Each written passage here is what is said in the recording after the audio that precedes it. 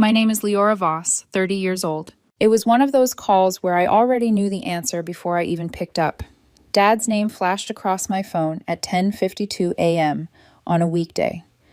He never called during work hours unless something was wrong, or more accurately, unless they needed something. I let it ring twice while staring at the corner of my desk, the screen of my laptop frozen on an unread email. My coffee had already gone cold. By the third ring, I exhaled and answered. His voice came fast, like he'd been rehearsing. "It's urgent, Leora.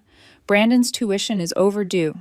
They've sent final notices. If we don't pay, they'll drop him. He's this close to graduating. One more semester, just this once." I heard Mom muttering in the background, words blurred, but heavy with pressure. This could ruin everything.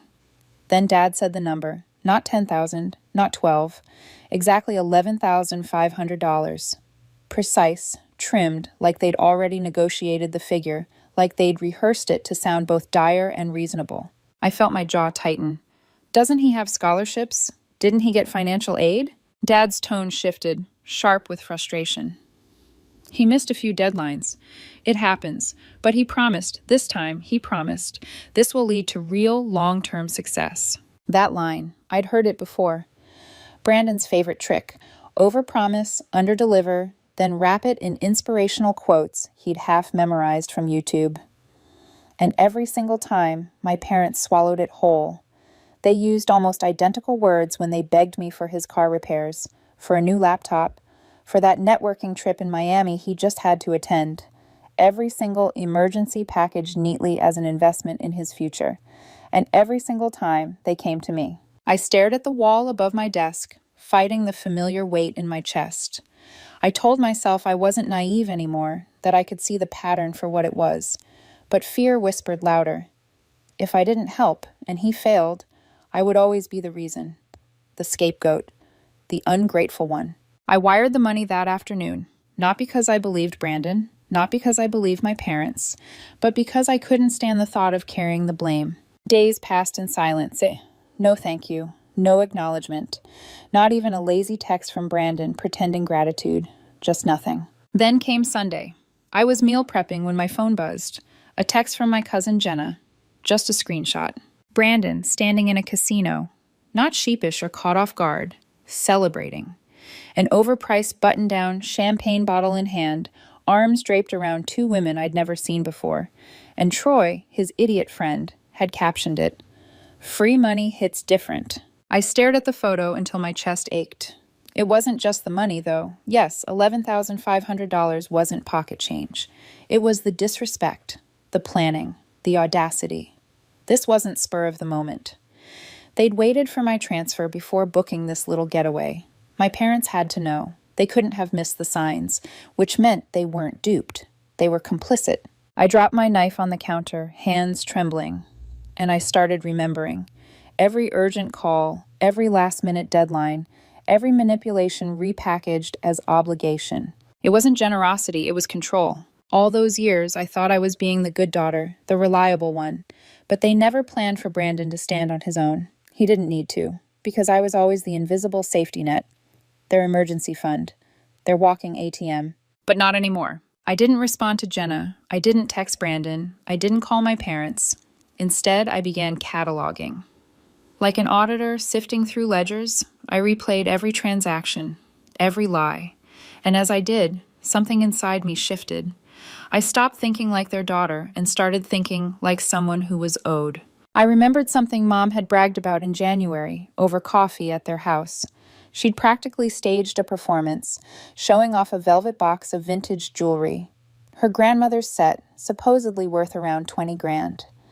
She made a show of locking it in the closet, bottom shelf, her voice syrupy with pride.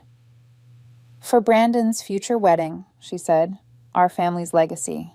That memory clicked into place now, sharp as glass. If they were fine watching me lose thousands to cover Brandon's fabricated emergencies, then they didn't deserve to keep treasures they only valued as props in their golden boy narrative. It wasn't just about revenge. It was about balance. That night, I lay awake in the dark, ceiling fan slicing shadows across the room.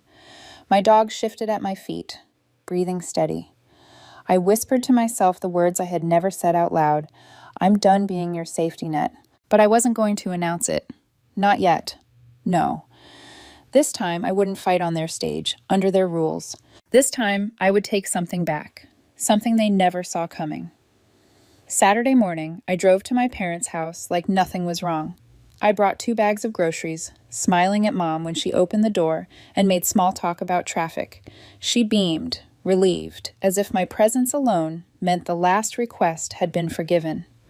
Dad bragged about the lemon tree in the yard, watering can in hand, showing me how many blossoms it had this season.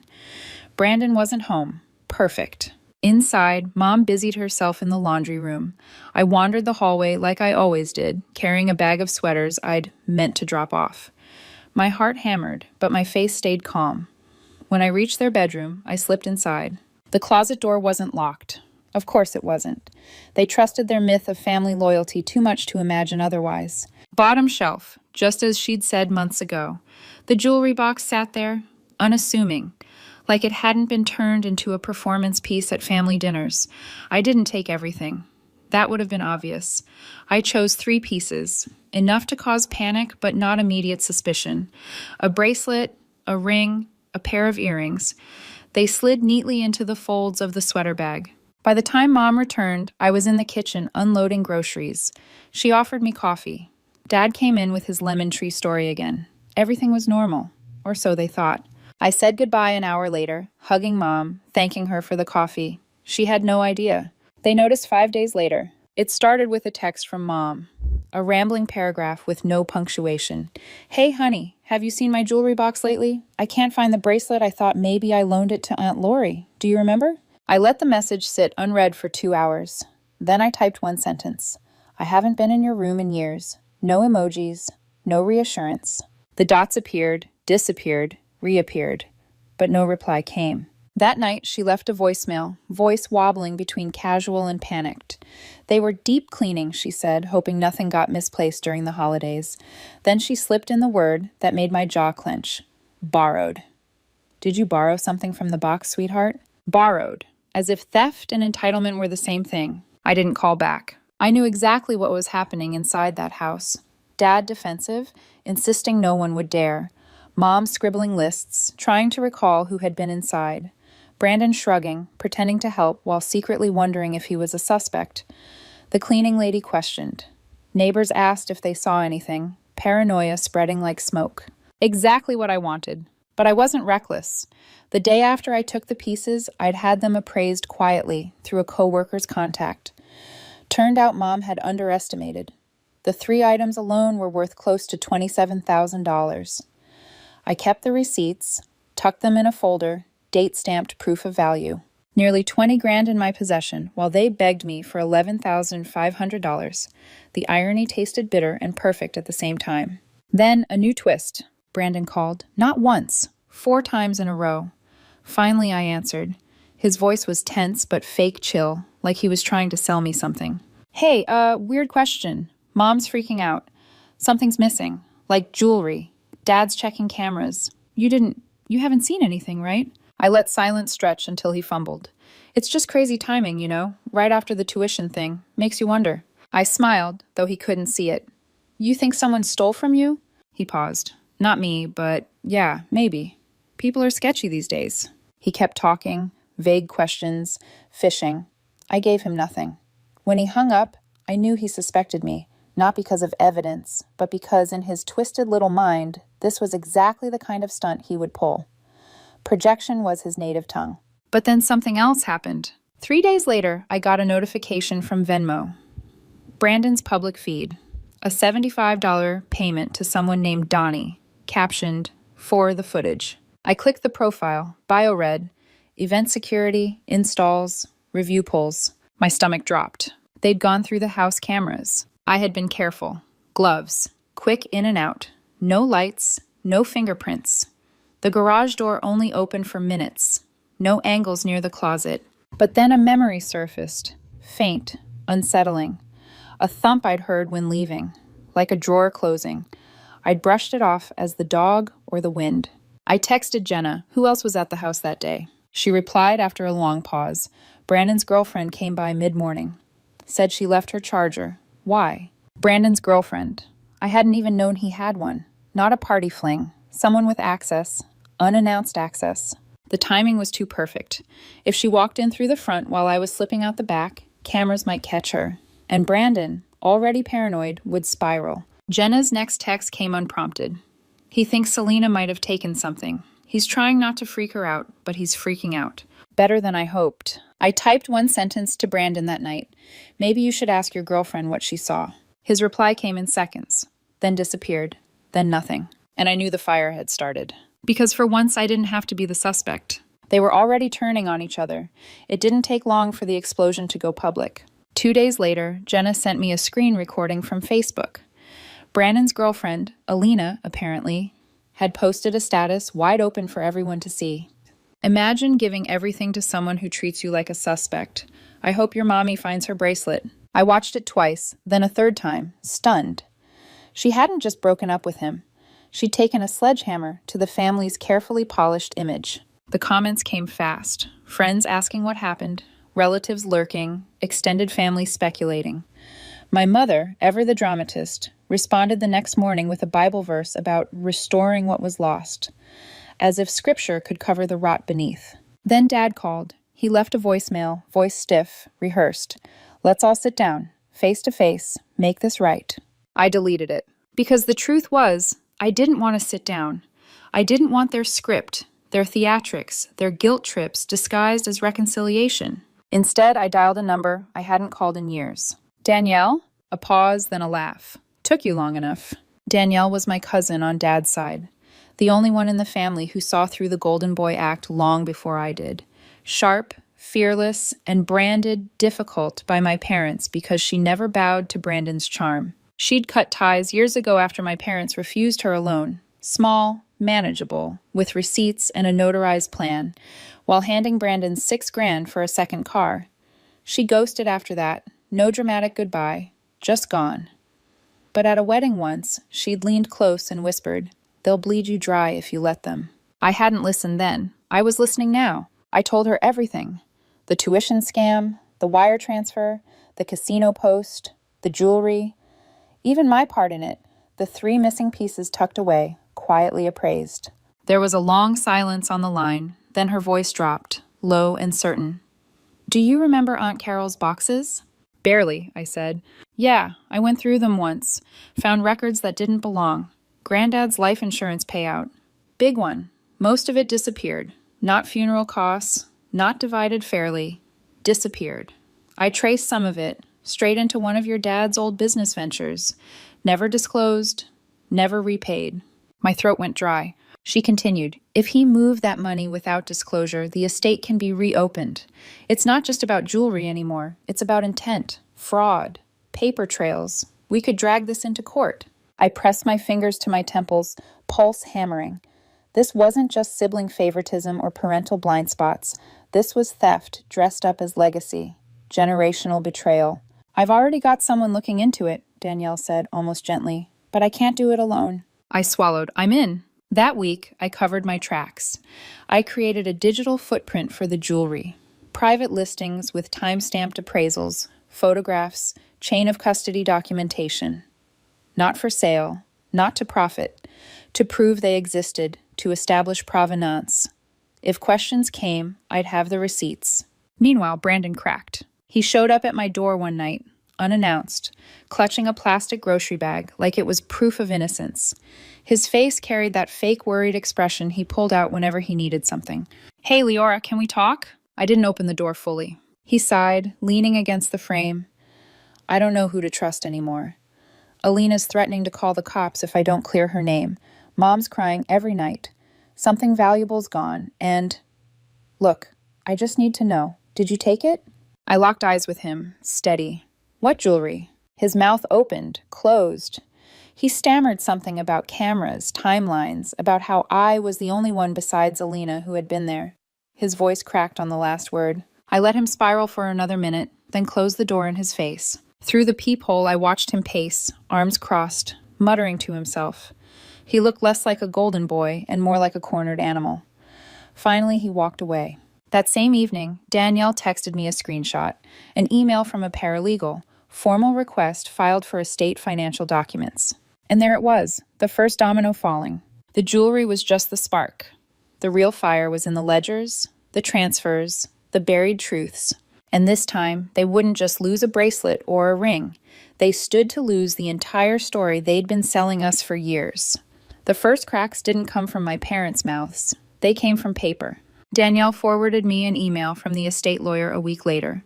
We've received communication from Ronald M. expressing concern over the scope of the audit request and requesting to postpone formal review. Ronald M., my father. The word postpone said everything.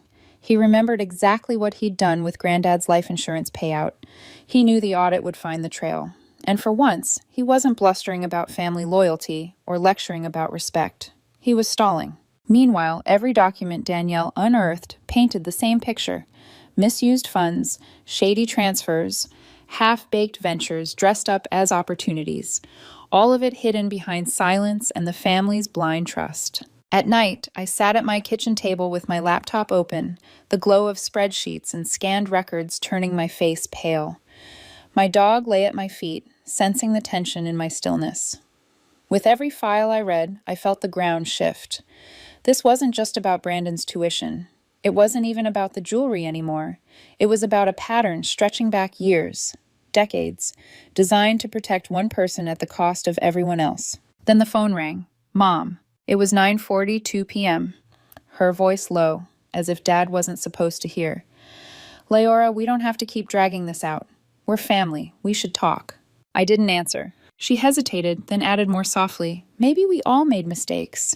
Maybe. I pressed the phone to my ear, waiting. Which part are you talking about? The tuition lie? The money for the casino? The jewelry? Or the estate you never told us about? Her silence stretched, a crackling thread. Finally, she whispered, I don't want to fight. That was new. Fighting had always been her sport. The next day, Dad called. I didn't pick up. His voicemail was clipped, rehearsed. Let's sit down. Make this right. They were unraveling. And Brandon? He vanished from social media. No gym selfies, no motivational quotes, no casino photos. Jenna later told me he'd moved back home just for a few months after Alina dumped him. Couldn't keep up with rent. My parents, once so proud of his independence, now had him sulking in their guest room, darkening the house with silence. Their golden boy had turned into their liability. I, on the other hand, kept moving. I filed insurance on the jewelry under my own name, not to cash in, not even to threaten them, but to protect it. Proof of ownership, proof of value, documented and untouchable. Sometimes I caught myself staring at the folder where I kept the receipts, the appraisal, the photos, not out of greed, but out of something sharper, control. For the first time, I wasn't the one scrambling to clean up their mess. I was holding the cards, and they knew it. Neighbors started to notice too. One, a man who'd lived across the street for years, casually mentioned to me at the grocery store, your dad used to talk big about investments at barbecues. Said he had the magic touch. I smiled faintly. Did he ever mention where the money came from? The man chuckled, oblivious. Said he had backing from family. Everyone thought he meant his dad's will. Backing.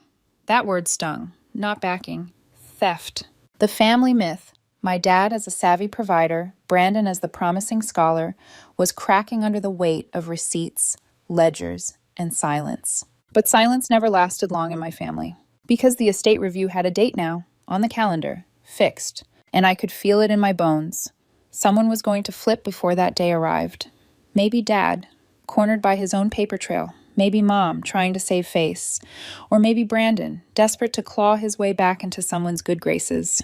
I didn't know who it would be, but I knew the fire was spreading. The silence broke again, but this time it sounded less like defiance and more like desperation. Mom called first, her voice cracked with fatigue. She didn't mention Brandon, didn't mention Alina, didn't even touch the subject of the missing jewelry. She just said, we don't have to keep living like this. We're family. Let's talk. I sat there, phone pressed to my ear, staring at the dark window reflection of my own face.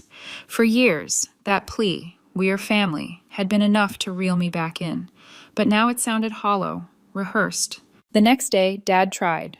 His voicemail was clipped, like he was reading from a script. Let's all sit down and make this right.